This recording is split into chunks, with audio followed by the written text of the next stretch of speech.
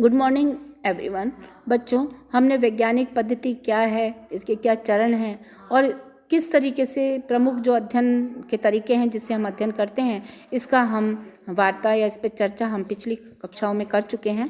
आज हम वैज्ञानिक पद्धति के आधार पर राजनीतिक विज्ञान में जिन सिद्धांतों के निर्माण की बात की जा रही है उसमें क्या क्या बाधाएं आती हैं, हम जिस तरीके से प्राकृतिक विज्ञानों में एक सिद्धांतों का निर्माण हो रहा है वो सिद्धांत निर्माण राजनीतिक विज्ञान में संभव क्यों नहीं है, इस बारे में चर्चा करेंगे कि क्या कठिनाइयाँ हैं जो कि फेस करनी पड़ती हैं। सबसे पहले बच्चों आती है माप की समस्या। राजनीतिक विज्ञान में यदि हम देखें तो जैसा कि आपको लगता है कि राजनीतिक विज्ञान में अध्ययन का जो केंद्र है वो राज्य सरकार है। राज्य और सरकार किससे संचालित होती है बच्चों? व्यक्ति से।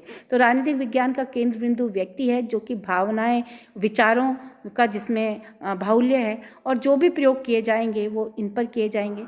तो पदार्थ विज्ञानों की जब हम बात करते हैं, पदार्थ विज्ञानों में विकास का प्रमुख कारण है कि उसमें नितांत सही और अचूक मापदंड विद्यमान होते हैं। अगर हम किसी प्रयोगशाला में किसी तत्व पर परीक्षण कर रहे हैं तो तत्व को जिस स्थिति में हम आज छोड़ के गए अगले दिन हमको वैसे ही मिलेगा। लेकिन बच्चों, राजनीतिक विज्ञान में जो प्रयोग का जो आधार है जिस पर हम प्रयोग करेंगे वो है व्यक्ति, और व्यक्ति के विचार बच्चों निरंतर परिवर्तनशील होते हैं। यदि हम आज कहें किसी संस्था के लिए कि हाँ आज ये, अगर हम एग्जाम्पल के रूप में ले लीजिए, अगर हम ये कहते हैं कि ये महाविद्यालय जो है ये बहुत ही अच्छा है, यहाँ अच्छी पढ़ाई होती है ना, लेकिन कहीं कुछ कारण हो हम इसको सर्वमान्य नहीं कर सकते।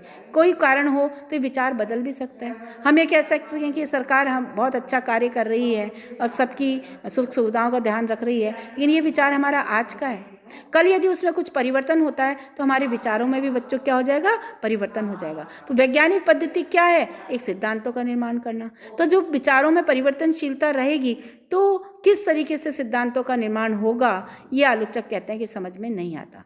दूसरी बात ये कि आप पदार्थ को माप सकते हैं, है ना, पदार्थों का मापन कर सकते हैं, लेकिन विचारों का मापन संभव नहीं है। आलोचकों का कहना है कि अभी तक कोई ऐसा माप नहीं बना है जो कि जिससे कि विचारों को मापा जा सके। तो राजनीतिक विज्ञान की जब हम बात करते हैं तो राजनीतिक विज्ञान में इस प्रकार के मापदंडों का अभाव है जो कि बिल्कुल शाश्वत हों, स्थिर हों।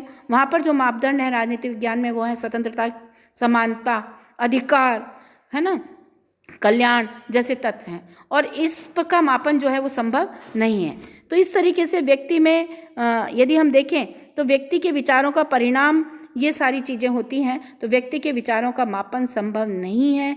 तो राजनीतिक विज्ञान में वैज्ञानिक पद्धति को इंट्रोड्यूस करने में थोड़ी बाधा आती है। तो मापन की समस्या है। दूसरा है पूर्वाग्रह। वैज्ञानिक पद्धति के मार्ग में दूसरा जो कारण है वह पूर्वाग्रह। प्राकृतिक विज्ञानों में अध्ययन की विषय वस्तु पदार्थ है, तो उसमें तो हम जो भी भविष्यवाणी या एक हाइपोथेसिस बनाएंगे वो शाश्वत रहेगी, वो सही रहेगी, उसमें कोई परिवर्तन नहीं होगा। लेकिन राजनीतिक विज्ञान में पूर्वाग्रह करना यदि हम देखें तो बिना पूर्वाग्रहों से वैज्ञानिक यदि हम देखें तो राजनीतिक विज्ञान में जो है वो पूर्वाग्रह से शोध ग्रसित होती है, क्योंकि जो पदार्थ है वो निर्जीव है। शोधकर्ता के व्यक्तिगत वैल्यूज़ उसको इफेक्ट नहीं करेंगे, उसका रूप रंग जैसा है वो वैसा ही है। अगर वो काला है तो काला ही है। जो वैज्ञानिक है वो अपने हिसाब से उसको सफ़ेद नहीं कर सकता। क्यों? क्योंकि वहाँ सब कुछ चीज़ बिल्कुल निश्चित है, उसमें कोई भी परिवर्तन की गुंजाइश नहीं है। लेकिन राजनीतिक विज्ञान में यदि हम देखें तो विचार हैं। अगर हम किसी घटना का अध्ययन कर रहे हैं तो वो घटना किससे जुड़ी हुई है बच्चों? व्यक्तियों से। तो जो व्यक्ति है, जो शोध करता है, उसके विचार भी उस घटना को प्रभावित करते हैं। तो कहीं ना कहीं जो भी शोध होगी वो व्यक्ति के या शोधकर्ता के व्यक्तिगत पूर्वाग्रहों से प्रभावित रहेगी। उससे ग्रसित हुए बिना हम किसी भी शोध की कल्पना नहीं कर सकते हैं। तो ये भी एक कारण है कि जो अनुसंधान करता है, कह तो दिया आधुनिक राजनीति शास्त्रियों ने तटस्थ रहो। व्यवहारवाद कहता है कि जो भी शोध करता है वो अपने वैल्यूज से उस शोध को इफेक्ट नहीं करेगा। तो बच्चों संभव ही नहीं है। तभी तो उत्तर व्यवहारवाद आया जिन्होंने कहा कि नहीं नहीं, मूल्य और तथ्य दोनों को जोड़ना पड़ेगा। जो अनुसंधान करता है उसके व्यक्तिगत विचारों को भी महत्व देना होगा, क्योंकि उसके व्यक्तिगत विचार इतने महत्वपूर्ण हो सकते हैं समाज के लिए जिससे कि समाज का उन्नयन हो सके। तो ये सारी चीज़ें थोड़ी वेरी करती हैं। राजनीति शास्त्र का केंद्र बिंदु, राजनीति शास्त्र की विषय वस्तु बिल्कुल ही डिफरेंट है। तो उस हिसाब से यदि वैज्ञानिक पद्धति को इंट्रोड्यूस करें, जैसे आर्नोल्ड बेक ने बात करी है, वो उसने मूल्य और तथ्यों दोनों को जोड़ के वैज्ञानिक अध्ययन की बात करी है, तो कहीं तक कुछ प्रॉब्लम्स को सॉर्ट आउट करने में वो सक्षम हुआ। नेक्स्ट यदि हम देखें सामाजिक जीवन की जटिलता, तो बच्चों ये बिल्कुल स्पष्ट है कि सामाजिक जीवन की जटिलता वैज्ञानिक पद्धति को अपनाने में बहुत ही बाधा प्रस्तुत करती है। प्रत्येक समाज के ऊपर कई आंतरिक और बाह्य शक्तियाँ कार्य करती हैं। व्यक्ति का अपना भविष्य होता है, अपना अतीत होता है, अपनी इच्छाएं होती हैं। तो असीमित इच्छाएं लेके हर व्यक्ति रहता है, अपने वो ड्यूटीज़ करता है, अपने वो राइट्स चाहता है। तो इस तरीके से यदि हम देखें तो सामाजिक जीवन इनसे प्रभावित होता है। राजनीतिक क्षेत्र में भौतिक घटनाएं और विचारों के मध्य एक क्रिया प्रतिक्रिया होती है पारस्परिक, और यह जटिलता उत्पन्न कर देती है जो कि वैज्ञानिक पद्धति के सफल उसको क्रियान्वयन में एक बाधा प्रस्तुत करती है। नेक्स्ट है प्रयोग में असमर्थता। तो बच्चों, मैंने आपको बताया प्राकृतिक विज्ञानों में प्रयोगशाला में के अंतर्गत यंत्रों की सहायता से अध्ययन कर सकते हैं, प्रयोग कर सकते हैं। उनमें कोई वेरीज नहीं आती, कोई इतना चेंज नहीं आता है कि आज प्रयोग किया कल बिल्कुल बदल जाए। लेकिन राजनीतिक विज्ञान में प्रयोग करना सही नहीं है, ज़रूरी भी मतलब हो भी नहीं सकता है। और क्यों? क्योंकि मैंने अभी आपको बताया कि राजनीतिक विज्ञान के अध्ययन का केंद्र विचार हैं, भावनाएँ हैं, जो निरंतर परिवर्तनशील हैं।